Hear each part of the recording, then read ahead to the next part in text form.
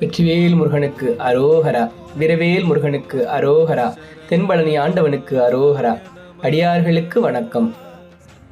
நாம இன்னைக்கு அந்த கந்தனோட கருணையை பத்தி பார்க்க போறோம். நம்ம என்னதான் பிழை செய்தாலும், ஏது பிழை செய்தாலும் அதை பொறுத்தருளுவான் கந்தன் அப்படின்னு சொல்லுவாங்க. அந்த மாதிரி நடந்த ஒரு உண்மையான சம்பவத்தை பத்தி பார்க்க போறோம். தென்காசி மாவட்டத்தில் ஆய்க்குடின்னு ஒரு தலம் இருக்கு. இந்த தலத்துல நடந்த ஒரு உண்மையான சம்பவம் இது. மதுரையில் ஒரு பட்டு வணிகர் இருக்கிறார். அவருக்கு ரொம்ப காலமாக குழந்தை பாக்கியமே இல்லை. பல ஆலயங்களில் ஏறி இறங்குறார். கடைசியாக இந்த ஆய்க்குடி பாலமுருகனை பார்க்குறார்.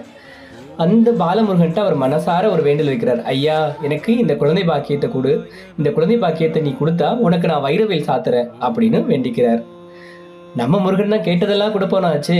அவரும் அவருக்காக மனம் இறங்கி அந்த குழந்தை பாக்கியத்தை கொடுக்குறான். ஆனா குழந்தை வரம் கிடைச்சதுக்கு அப்புறம் அவரு இந்த முருகன் கிட்ட வேண்டின அந்த வரத்தை மறந்துடுறார். இதனால நம்ம முருகன் கோவப்படலை. அவர் என்ன பண்றாருன்னா, அவனோட வேண்டுதலை அவருக்கு நினைவூட்டுறார். அவரோட மனைவியோட கனவுல நீ எனக்கு வாங்கி தரேன்னு சொன்ன அந்த வேலை எங்க அப்படின்னு கேட்கிறார். அதுக்கப்புறம் தான் ஐயோ நம்ம ஒரு பெரிய தவறு பண்ணிட்டோன்னு அவர் மனசை திருப்பி அந்த முருகன்ட்ட சரணடைகிறார். ஐயா, நான் இதை மறந்துட்டேன், உனக்கு வைரவேல் சேர்த்தி வருஷம் வருஷம் படிப்பாயாசம் படைக்கிறேன் அப்படின்னு வேண்டிக்கிறார். அதனால அப்ப இருந்து அவர் வருஷம் வருஷம் இந்த படி பாயாசம் அப்படிங்கிற பிரசாதத்தை படைக்கிறார்.